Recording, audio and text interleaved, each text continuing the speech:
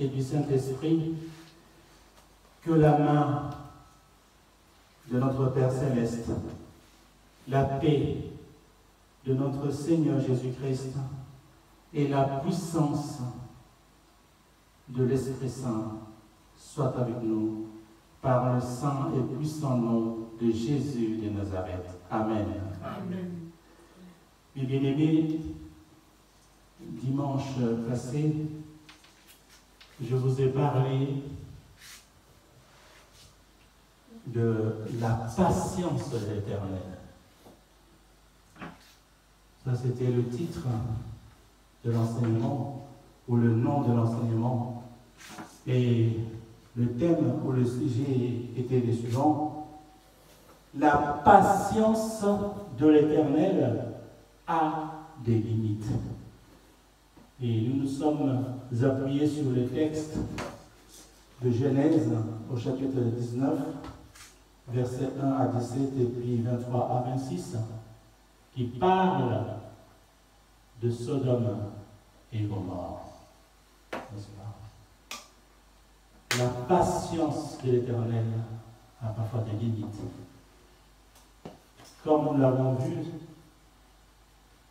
les habitants de Sodome et Gomorrhe avaient dépassé les limites. Dieu a entendu le cri et il a dit à Abraham: je suis au courant de ce qui s'est passé à Sodome et Gomorrhe. Et je descends pour vérifier si cela s'avère véridique. Alors, je vais détruire Sodome et Gomorrhe. Et Abraham a plaidé pour Sodome et Gomorrhe. Il a défendu Sodome et Gomorrhe en disant à Dieu: Seigneur, mon Dieu, s'il y a 50 personnes, écoutez-moi bien, s'il y a 50 personnes qui te craignent à Sodome et Gomorrhe, est-ce que tu vas toujours détruire Sodome et Gomorrhe? Dieu a dit: mais non, si je trouve 50 personnes qui croient en moi, qui me servent, alors je ne détruirai pas. Je ne détruirai pas Sodome et Gomorrhe. Et Abraham profite de cette bonté divine pour continuer à plaider. Dit: eh, mais si tu trouves 45 personnes, c'est-à-dire 5 personnes en moi, est-ce que tu détruirais toujours Sodome et Gomorrhe? Dieu dit: non, non, si je trouve 45 personnes, je ne détruirai pas. Et Abraham continue, profite encore de la bonté divine. Dis: s'il y a 30 personnes, est-ce que tu vas détruire? Dieu lui répond: non, s'il y a 30 personnes, je ne détruirai pas Sodome et Gomorrhe. Et il continue. Il était courageux, Abraham. Hein? Dis: mon Dieu, s'il te plaît.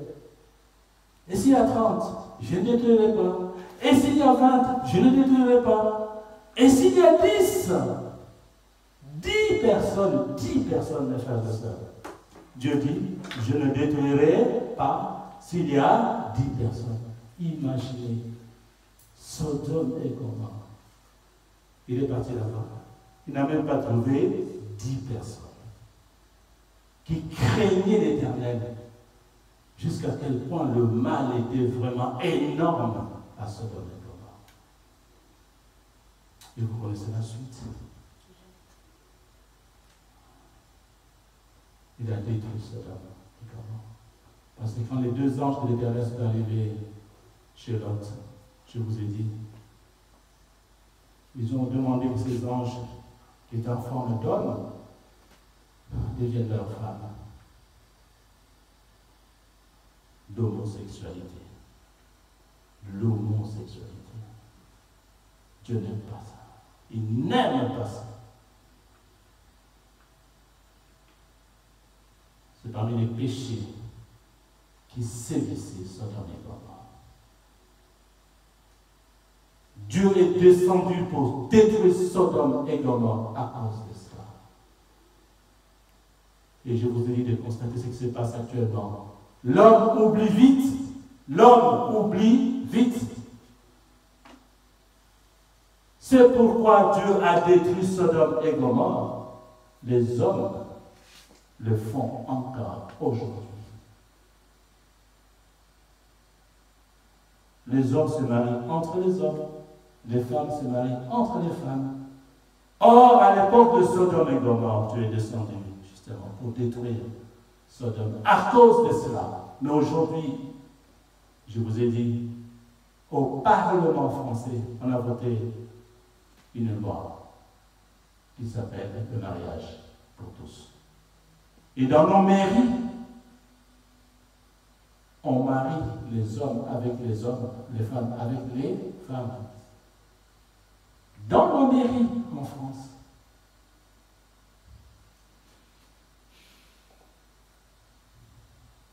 Alors je ne sais pas, je vous ai prévenu, je ne sais pas jusqu'à quand Dieu va supporter cela. Parce qu'il n'a pas supporté ce qui s'est passé à Sodome et Gomorrhe. Il n'a pas supporté. Et là, nous sommes en plein dedans. En plein dedans. Dieu n'a pas créé deux hommes. Et puis il a béni ces deux hommes. Allez-y, multipliez-vous. Non. Dieu n'a pas créé deux hommes. Dieu a créé un homme et une femme. Et il les a bénis en disant multipliez-vous. Un homme, Adam, et une femme, Ève. Et le mariage, c'est Dieu qui l'a institué. Entre un homme et une femme. Parce que c'est écrit, l'homme quittera ses parents pour se joindre à qui? À sa femme. Pas pour se joindre à un autre homme. La volonté de Dieu est que l'homme se marie avec une femme. Le contraire, ce n'est pas la volonté de Dieu. Et ça, Dieu ne le supporte pas. Voilà pourquoi il a fait descendre le feu à Sodome et Gomorrhe. Mais comme l'homme oublie vite, ou il fait exprès, je ne sais pas, peut-être qu'il y en a qui ne sont pas au courant de cela. Alors c'est notre devoir de rappeler ce que Dieu a fait à Sodome et Gomorrhe. À ceux qui ne le savent pas. Parce que les enfants qui naissent, qui grandissent dans ce péché-là, en voyant les gens se marier, les hommes se marier entre les hommes, ils vont croire que c'est normal. Ce n'est pas normal. Dieu n'aime pas ça. Un homme ne peut pas épouser un autre homme. Et une femme ne peut pas épouser une autre femme. Dieu n'aime pas ça.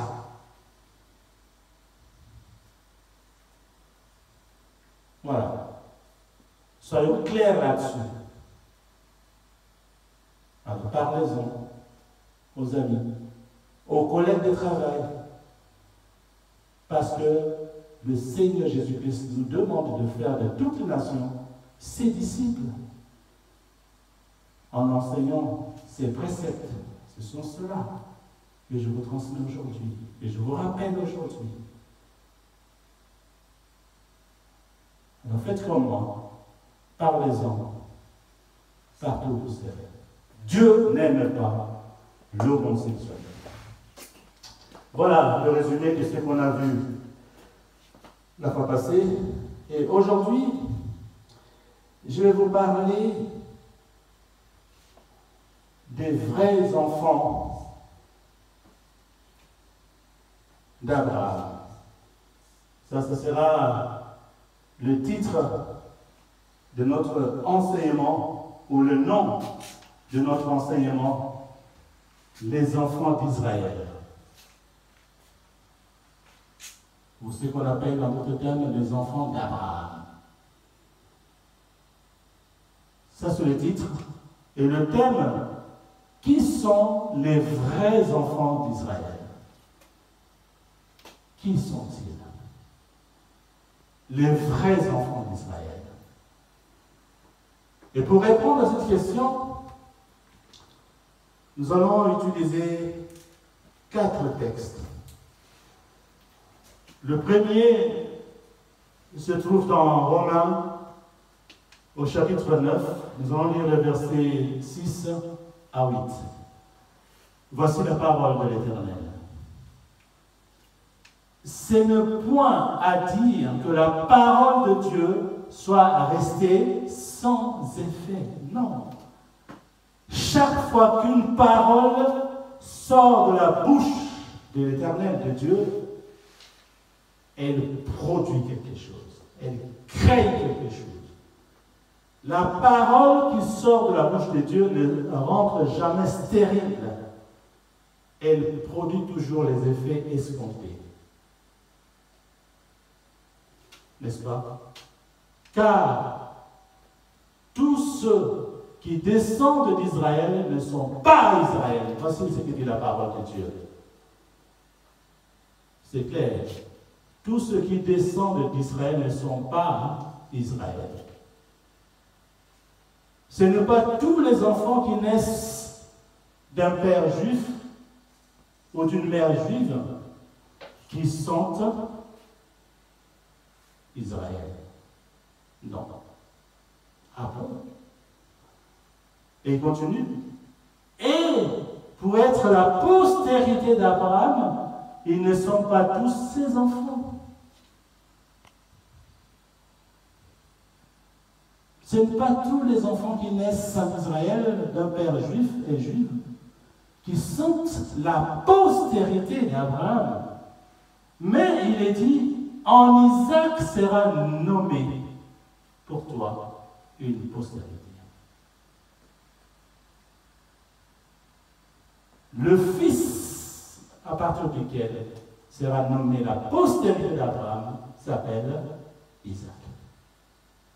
Parce que vous savez qu'Abraham a eu deux enfants, Isaac et Ismaël.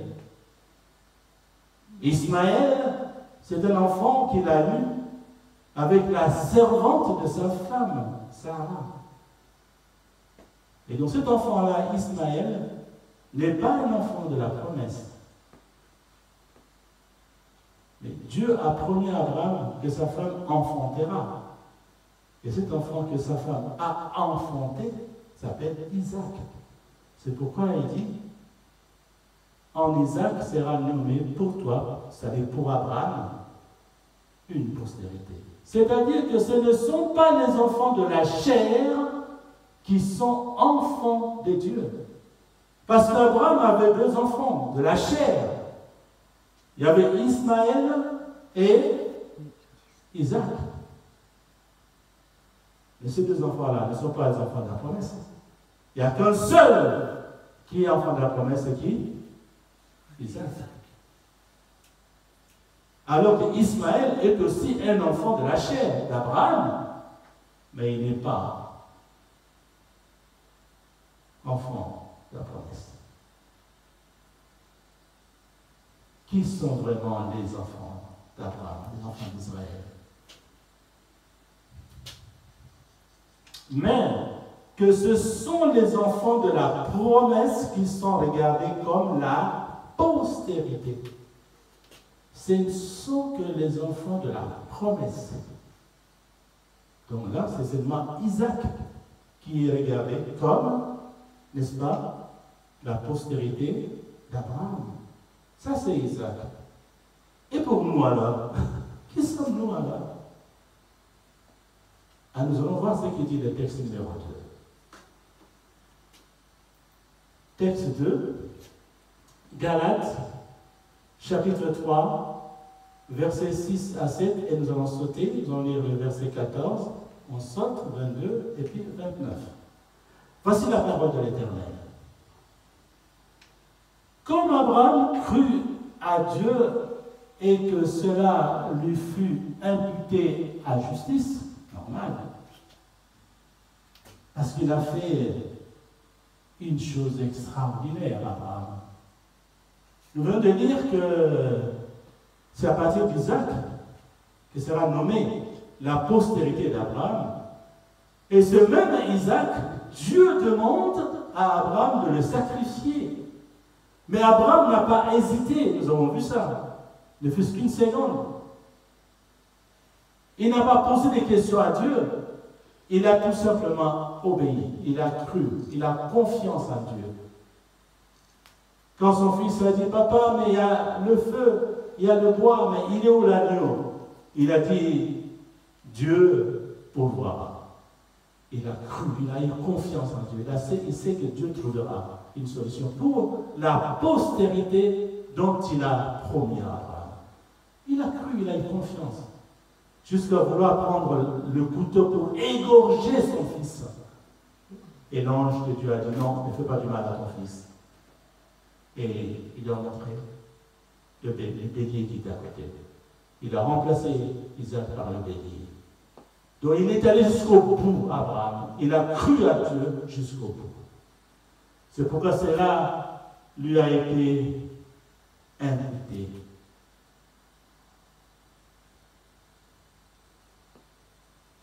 Dieu a compté cela, n'est-ce pas? Il n'a pas oublié.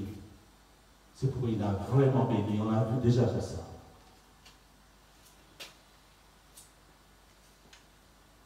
Reconnaissez donc que ce sont ceux qui ont la foi qui sont fils d'Abraham. Voilà.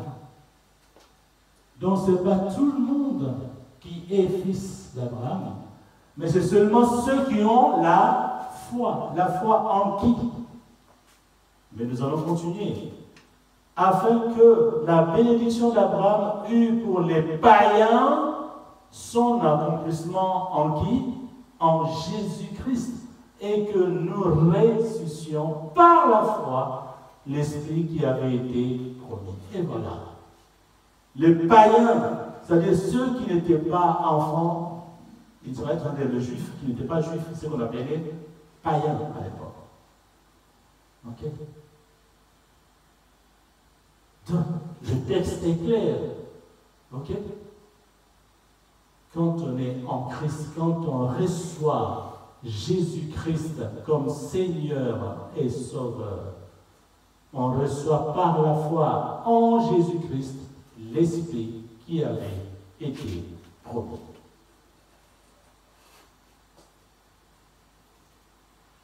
Donc, pour faire partie de la postérité d'Abraham, il faut avoir foi en qui? En Jésus-Christ. Même si on n'est pas juif, c'est ce qu'on appelait à l'époque païen. Et nous continuons. Ça, c'était jusqu'au 14. On continue. Voilà. Au verset 22. Mais l'Écriture a tout renfermé sous le péché, afin que ce qui avait été promis fût donné par la foi en Jésus-Christ à ceux qui croient. Voilà, j'ai souligné pour dire que pour faire partie de la postérité d'Abraham, même si tu es païen à l'époque, tu n'es pas juif, même si tu n'es pas juif, tu n'es pas né d'un père juif et d'une mère juive, donc tu n'es pas juif, légalement, enfin, sur le plan humain. Si ton père n'est pas juif, surtout ta mère n'est pas juive, tu n'es pas juif. Ça, c'est humain. Mais sur le plan spirituel, une personne fait partie de la postérité d'Abraham, c'est-à-dire enfant d'Israël ou enfant d'Abraham, à partir du moment que cette personne, même si elle n'est pas juive, à partir du moment où il croit en Jésus-Christ, il fait partie de la postérité d'Abraham. Donc il va bénéficier de la bénédiction que Dieu a donnée à Abraham. On devient héritier. Okay? C'est ce qui est dit là. Mais l'Écriture a tout renfermé sur le péché afin que ce qui avait été promis fût donné par la foi en Jésus-Christ à ceux qui croient. Et si vous êtes à Christ, vous êtes donc la postérité d'Abraham, comme je vais le dire, héritier selon la promesse.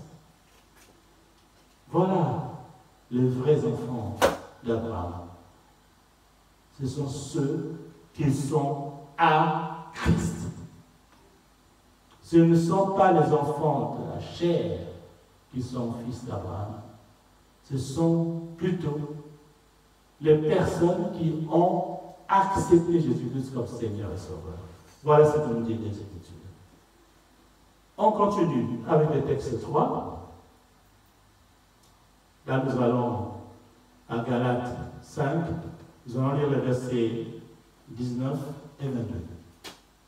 Là, nous avons compris que pour faire partie de la postérité d'Abraham, pour devenir enfant d'Israël, pour devenir le vrai enfant d'Abraham, il faut croire en Jésus-Christ. Accepter Jésus-Christ comme Seigneur et Sauveur, même si tu n'es pas juif ou juive. À partir du moment que tu acceptes Jésus-Christ comme Seigneur et Sauveur, tu deviens enfant d'Israël. C'est bien d'accepter Jésus comme Seigneur et Sauveur. C'est très bien, c'est une bonne chose. Mais est-ce que tu aimes vraiment Jésus-Christ? Est-ce que tu aimes vraiment Jésus-Christ? C'est ça la bonne question. Vous savez, quand on aime son papa ou sa mère, on l'écoute. On écoute ses conseils, on suit ses conseils, on met en pratique les bons conseils du papa, de la maman, parce qu'on l'aime. Aimer Dieu, nous l'avons vu plusieurs fois, nous l'avons dit plusieurs fois aussi. Aimer Dieu, c'est écouter sa parole et la mettre en pratique.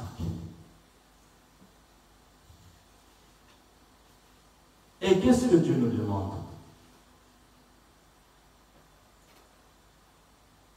Parce que nous allons devoir, pour faire partie de la famille d'Abraham, de la postérité d'Abraham, il faut croire en Jésus-Christ, avoir foi en Jésus-Christ.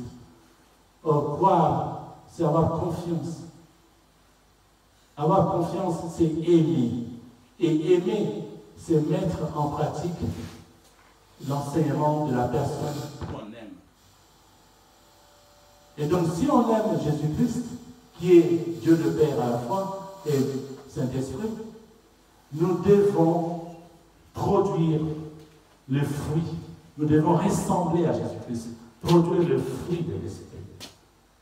Quand un enfant aime son papa, il écoute son papa, il met en pratique les conseils de son père, il va ressembler à son père. Il va suivre les conseils. Il faut faire ceci, il faut faire cela.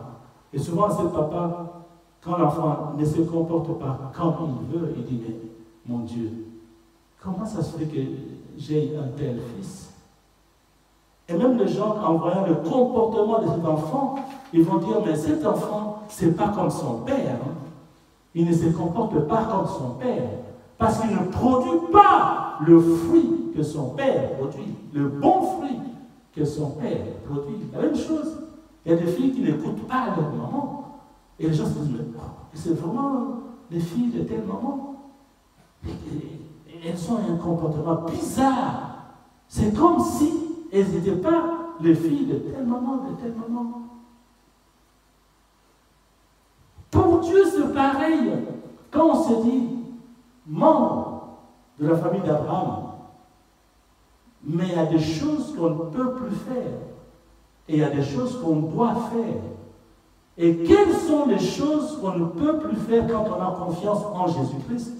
Quelles sont ces choses? Et là, c'est énuméré dans Galates. Dans Galates, au chapitre 5, verset 19, voici la parole de Dieu. Or, les œuvres de la chair, voilà. Quand on fait partie de la famille d'Abraham, quand on fait partie de la postérité d'Abraham, on ne peut plus faire ça, les œuvres de la chair.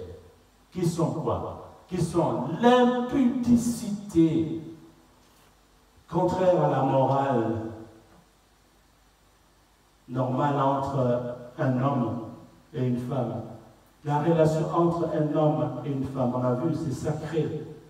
Dieu a créé Adam et Ève et il les a bénis. Okay. C'est sacré ça. On ne joue pas avec ça. Mais actuellement, qu'est-ce qu'on constate? Il y a des jeunes hommes et des jeunes filles qui se mettent ensemble avant le mariage. Ils ne se sont pas encore mariés, présentés au niveau de la famille, mariage coutumier, ni à la mairie. Mais ils vivent déjà ensemble. Et comme argument, non, c'est pour voir si les garçons vont me convenir. Et les garçons, pour voir si la fille va me convenir. Et jusqu'à même avoir un ou deux enfants en dehors du mariage. Ça, c'est de l'impudicité. Dans la Bible, c'est écrit, on faut verser la dot, c'est écrit dans la Bible. Ce n'est pas que les hommes ont inventé cela. Les hommes n'ont pas inventé la dot, c'est dans la Bible. Pour vivre avec la fille, le garçon doit verser la dot, doit épouser la fille,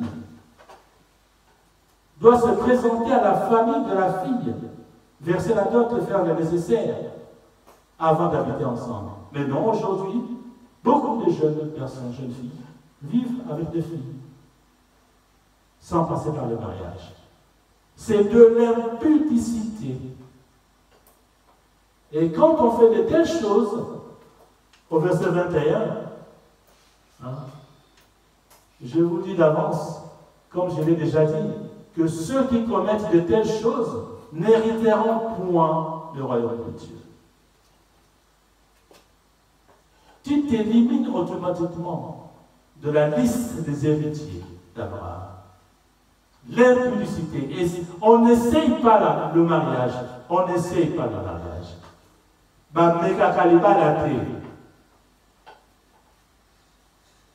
Il faut prier Dieu pour qu'il te montre la femme qu'il faut.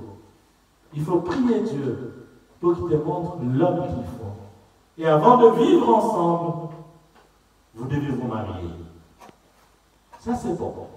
Mais si vous vivez ensemble avant le mariage, c'est de l'impudicité et vous n'entrerez pas dans le royaume des cieux. Ce n'est pas moi qui l'ai dit, nous venons de le dire. Ensuite, l'impureté. Ok? Dans l'Ancien Testament, pour assister au culte, il ne faut pas être impur. Par exemple, une femme qui vient d'accoucher, elle est en contact avec le sang. Et donc, elle doit se purifier pendant 40 jours avant d'assister au culte. Pour aujourd'hui, dans le Nouveau Testament, on peut penser à ce que Paul a dit concernant la Sainte Seine. Il faut se purifier de ses péchés avant de manger le corps et le sang de Jésus-Christ.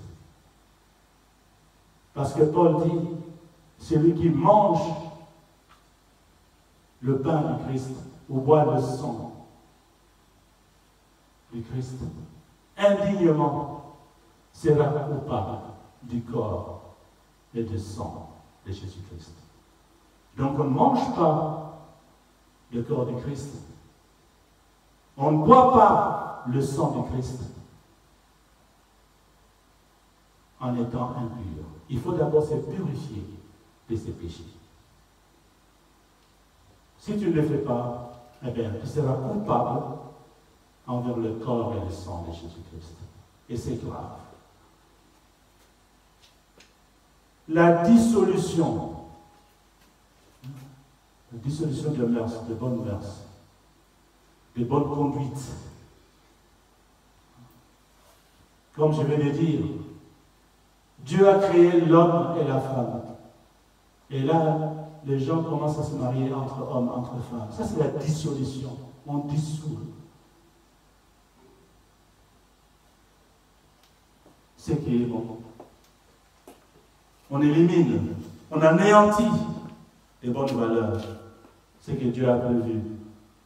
Dieu a prévu que l'homme se marie avec la femme. Vous venez vous détruisez tout ça avec une loi. Que les hommes peuvent se marier entre eux et les femmes entre eux. Ça, c'est la dissolution. Et Dieu n'aime pas ça. Si nous voulons être la postérité d'Abraham, nous devons éviter cela. Parce que ce n'est pas la volonté de la personne en qui nous avons confiance, c'est-à-dire Jésus-Christ. Nous devons éviter la dissolution. Détruire les bonnes mœurs, c'est pas bon. L'idolâtrie, dans beaucoup d'églises, les frères et sœurs sont prêts à adorer le pasteur. Non. Le pasteur, c'est un serviteur de Dieu. C'est le serviteur de Jésus-Christ. Tout ce que le pasteur fait, c'est Jésus qui le fait à travers lui. N'est-ce pas?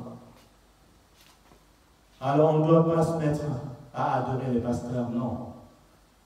Si ce n'est pas le pasteur, je n'ai pas à avoir cet enfant. Non! C'est Jésus qui est passé par le pasteur pour que tu aies cet enfant. Il a prié, il a demandé à Jésus-Christ de te donner cet enfant. Mais il ne faut pas mettre le pasteur qui a prié pour toi à la place de Jésus-Christ. Toute gloire, tout honneur, toute adoration doit être adressée seulement à Jésus-Christ et pas au serviteur. Ça, c'est de l'idolâtrie quand tu commences à adorer les pasteurs. Le pasteur reste un serviteur. Il ne peut pas prendre la place de Jésus-Christ, quels que soient les miracles que Jésus-Christ fait à travers ce pasteur. Ou un autre serviteur à l'église. Parce qu'il n'y a pas que le pasteur qui peut faire des miracles dans une église. Les autres frères aussi. Les autres sœurs aussi. Ça dépend du temps ou des dons que Dieu a donnés à chacune et à chacun de nous. Mais quels que soient les miracles que Dieu fait à travers nous, nous restons des simples serviteurs. De simples serviteurs. Toujours humbles. Et toute la gloire doit être rendue à Jésus-Christ, notre vrai Dieu.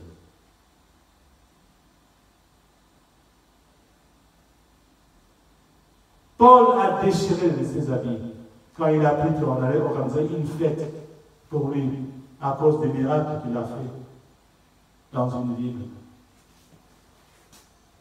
Paul a déchiré ses habits. Et pourquoi vous organisez une fête pour moi? Ce n'est pas moi qui ai fait ces miracles. Tout ce qui s'est passé, ce n'est pas moi. Mais c'est celui que vous avez crucifié, Jésus-Christ, qui a fait ça. Alors, suivons l'exemple de Paul. Nous, serviteurs de Dieu, soyons humbles. Tout ce que nous faisons,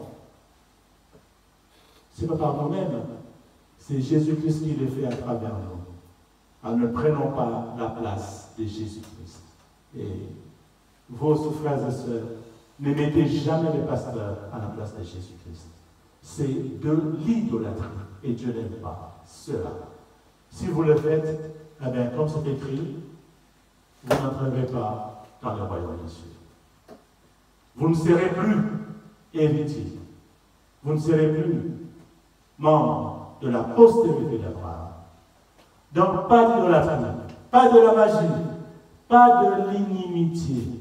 Okay. C'est des vieux mots, n'est-ce pas? C'est l'antipathie. Un enfant de Dieu aime tout le monde. Pas d'antipathie comme ça. Ah, celui-là, je n'aime pas. Non. Un enfant de Dieu qui fait partie de la postérité d'Abraham aime tout le monde. Parce que Jésus a dit, aime ton prochain comme toi-même. Le prochain, c'est tout le monde. Il faut aimer tout le monde.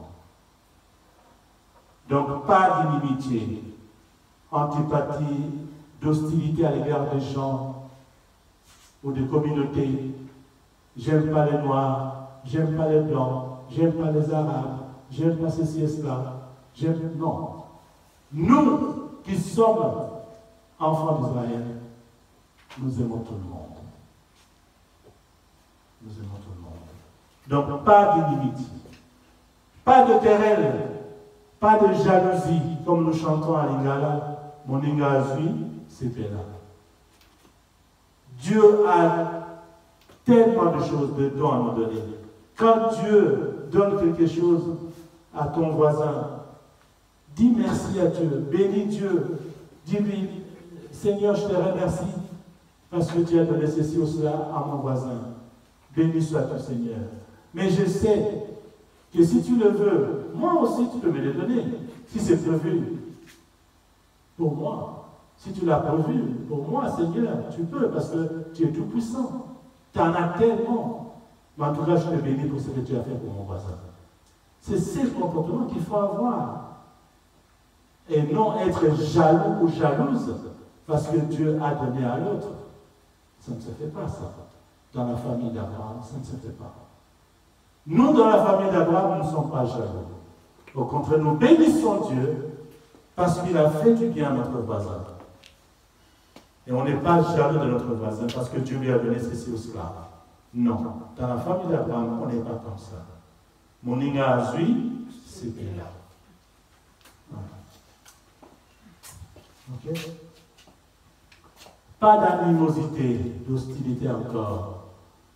Acte criminel. Il y a des gens qui s'emportent violemment lors d'une discussion. Ils sont violents, des paroles blessantes. C'est pas bon tout ça, animosité. Nous, on n'est pas des criminels, nous ne sommes pas des criminels. La violence, c'est pas...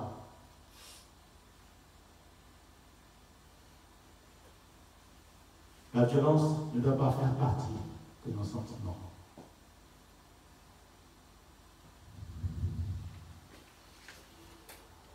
Voilà. Pas de dispute, pas de division, pas de secte, l'envie, non. Bénir toujours. Envier le bien de l'autre, non. Bénir. L'ivrognerie, les excès de table, et toutes les choses qui sont semblables à tout ce que nous venons de dire ne sont pas bonnes. Les œuvres de la chair. La Bible nous demande de sacrifier la chair. De ne pas toujours chercher à faire plaisir à la chair. Et nous l'avons dit, pensez surtout à soigner l'âme plutôt. Plus l'âme que la chair. Il faut sacrifier la chair. Comment? Et voilà, en évitant tout ce que nous venons de dire, les œuvres de la chair. Mais un enfant d'Abraham, un vrai enfant d'Abraham, est celui qui produit le fruit de l'esprit. Celui-là est vraiment enfant d'Abraham. C'est lui qui produit le fruit de l'esprit. C'est quoi le fruit de l'esprit? Eh bien, c'est écrit au verset 22. Mais le fruit de l'esprit, c'est l'amour, la joie, la paix, la patience, la bonté, la bénignité, la fidélité, la douceur, la tempérance, l'amour. Ok? Il faut la charité dans le cœur d'un enfant d'Israël. La charité, aimer Dieu par-dessus tout. Aimer vraiment Dieu. Aimer Dieu, je l'ai dit tout à l'heure, c'est faire sa volonté. Faire la volonté de Dieu, c'est quoi? C'est pratiquer sa parole, respecter ses commandements. Tout ce que nous venons de voir là, éviter toutes ces œuvres de la chair, il faut les éviter. Dieu nous demande d'éviter cela. Nous devons mettre cela en pratique. C'est ça, faire la volonté. Et là, il nous demande, pour être un vrai enfant d'Abraham, il faut avoir de la charité. La charité, c'est aimer Dieu d'abord. Par-dessus tout, il faut d'abord aimer Dieu. De toutes ses forces, de toute son intelligence, aimer Dieu. D'abord. Et ensuite, aimer son prochain comme soi-même. Ce sont les deux grands commandements. L'amour. Oui, c'est en premier, comme fruit de l'esprit. Un vrai enfant d'Abraham, un vrai enfant d'Israël doit avoir de la charité dans son cœur. La joie. Ben oui. Quand on a confiance en Jésus-Christ, On doit se rappeler de sa parole et la mettre en pratique. Il nous dit, tout ce que vous me demanderez, je le ferai. Tout ce que vous me demanderez en mon nom, je le ferai, afin que le Père soit glorifié dans le Fils. Mais pourquoi tu es dans la tristesse quand il y a un souci, derrière des problèmes? Pourquoi tu es dans la tristesse, dans l'inquiétude? Tu as oublié la promesse de Jésus-Christ?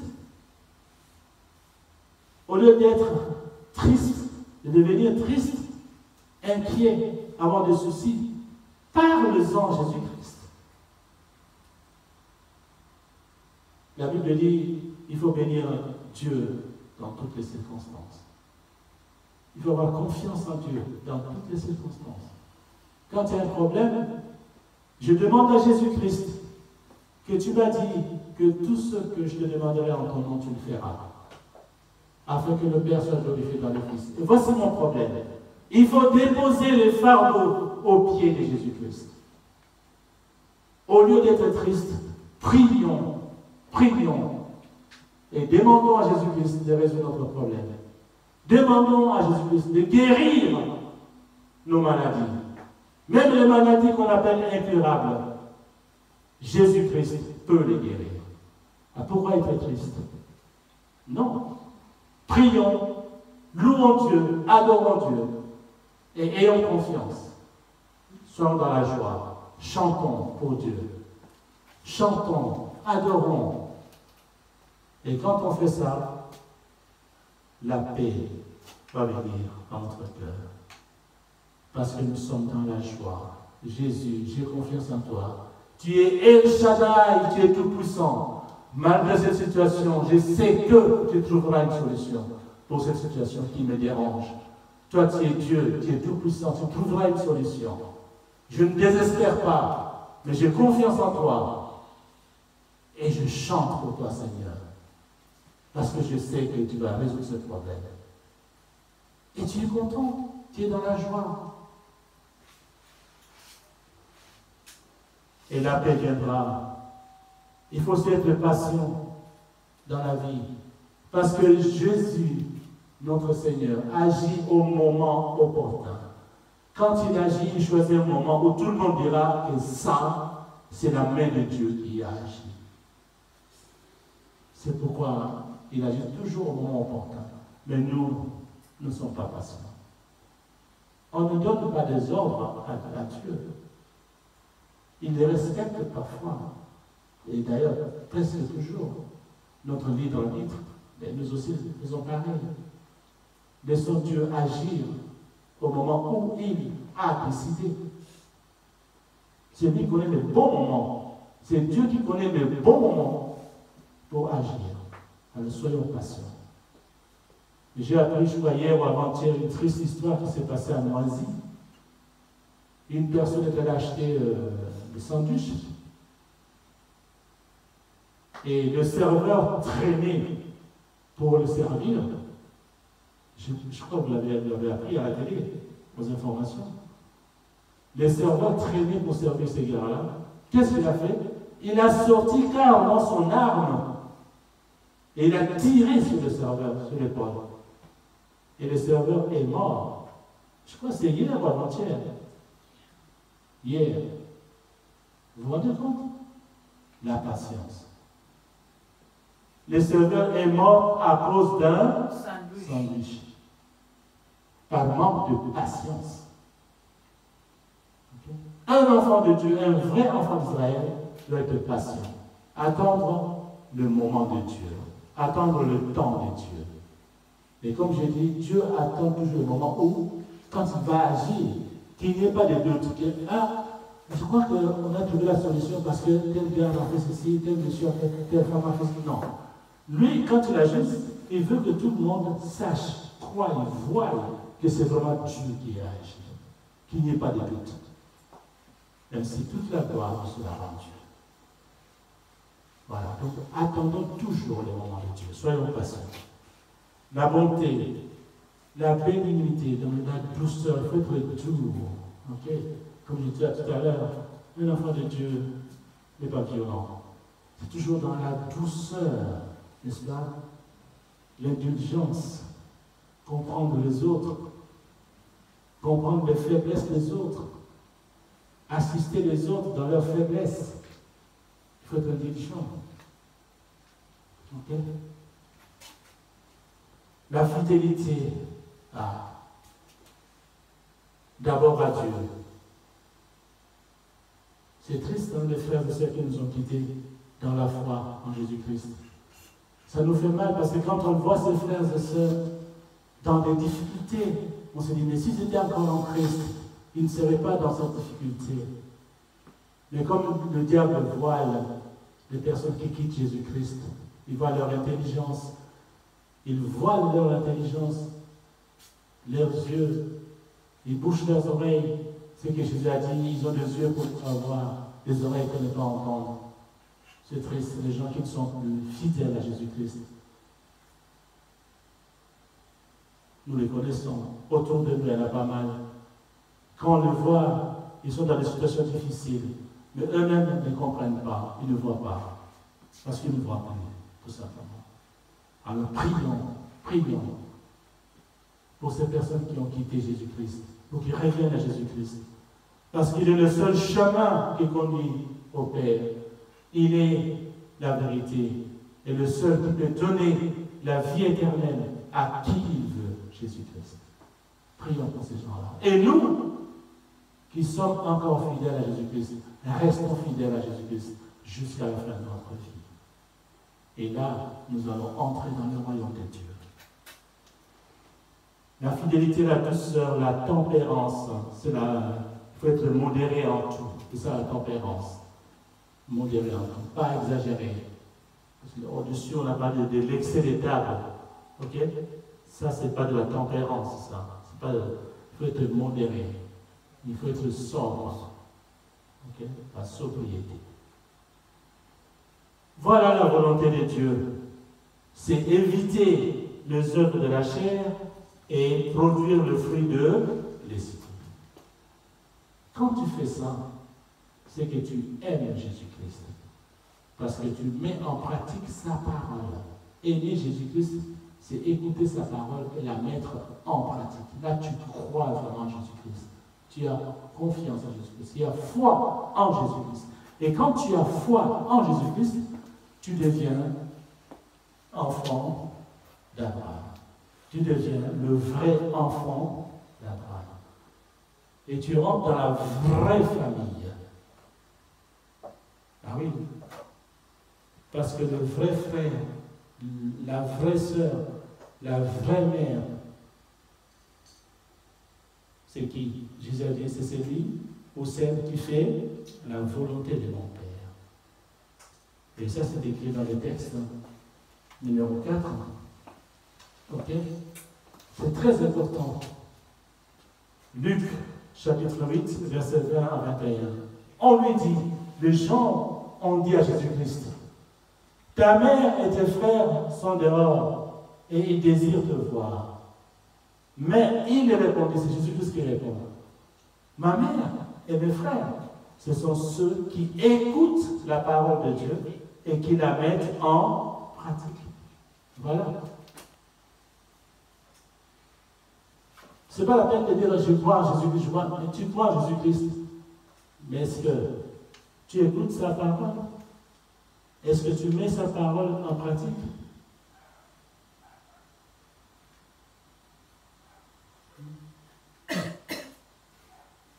Donc le vrai enfant d'Abraham, c'est celui ou celle qui écoute la parole et qui la met en pratique. Alors j'ouvre rapidement une parenthèse et on va finir par là. Parce que je sais, il y a beaucoup de gens qui souffrent. Les orphelins, les orphelines. Et pas seulement les orphelins, les orphelines. Il y a le veuf. Et pas seulement orphelin, orpheline, veuve. Mais il y a aussi les épouses qui sont dans le mariage, mais qui souffrent, qui sont abandonnées. Il a un mari, mais en fait c'est comme s'il n'a pas de mari. Le mari sort toujours, il n'est pas là. Il ne la considère même pas. Et il est isolé comme ça. Et il y a aussi des hommes qui sont mariés, mais maltraités par leurs femmes. Et il y a des parents qui ont atteint un certain âge, mais qui sont abandonnés par leurs enfants. Je pense que vous entendez souvent autour de vous des gens parler de cela. Les enfants ne vont pas rendre visite à leurs parents. Ah, moi, je ne parle pas à ma mère. Moi, je ne parle pas à mon père. Ici, en France. Et les parents, vieux, fatigués, seuls, abandonnés par leurs enfants. Ça, c'est la famille biologique.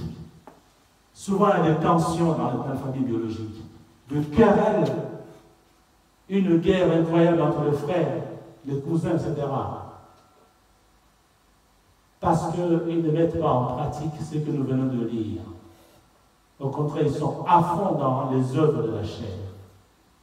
Et ils ne produisent pas le fruit de l'esprit. C'est pourquoi Jésus-Christ vient de nous dire, ma mère, mes frères, mes sœurs, sont ceux qui font la volonté de mon Père. Alors, si tu te sens abandonné, orphelin, orpheline, si tu es veuve, veuf, parent abandonné, vous savez où aller. Que faire? Venez dans la famille d'Abraham. Devenez fils d'Israël. Et vous ne serez plus jamais abandonné. Parce que nous, dans la famille d'Abraham, nous pratiquons quoi? Revenons au texte numéro 3. Nous pratiquons quoi dans la famille d'Abraham? Qu'est-ce que nous pratiquons? Nous pratiquons, n'est-ce pas, l'amour. Et le véritable amour. Si tu viens dans notre famille, toi qui es isolé, toi qui es orphelin, orpheline, épouse abandonnée, maltraitée, parents abandonnés, maltraités par les enfants qui sont maltraités par leurs parents. Ça, c'est la famille biologique. Venez dans la famille spirituelle. Là, vous allez bénéficier du vrai amour. Vous allez bénéficier de la joie.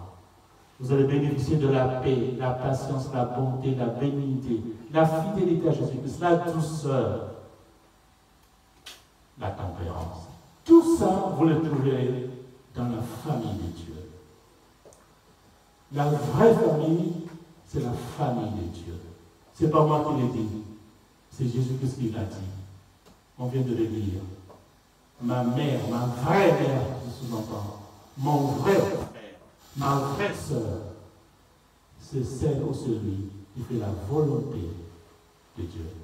Alors, ne restez pas triste dans votre coin. Je sais, surtout les orphelins, les orphelines, je défends beaucoup les orphelins et les orphelines. Il y en a même, après la mort de leurs parents, les membres de famille sont venus prendre tous les biens qu'ils devraient hériter et ils sont abandonnés. Il y en a qui sont jetés dans la rue. Venez dans la famille d'Abraham. Venez. Quittez cette famille biologique. Parce qu'ils vous ont chassé. C'est leur volonté. Mais il faut pardonner. Il faut les pardonner. Il faut prier pour eux. La Bible nous dit qu'il faut bénir ceux qui ne vous aiment pas. Il faut les bénir. Quelle que soit ta situation, il faut bénir. Il faut pardonner. Orphelin, orpheline, veuve, personne abandonnée. Venez à Jésus-Christ. Venez à Jésus-Christ. Il est là pour nous. Merci. Merci. Merci. Alors, je termine en reposant la question du départ. Qui est le vrai enfant d'Abraham? Ce sont ceux qui ont accepté Jésus-Christ comme Seigneur et Sauveur. C'est ceux qui croient en Jésus-Christ, qui ont foi en Jésus-Christ, qui aiment Jésus, qui écoutent la parole de Dieu et qui la mettent en pratique. Ce sont ceux-là, les enfants d'Israël. et que Dieu bénisse sa parole par le sang et puissant nom de Jésus de Nazareth. Amen. Amen.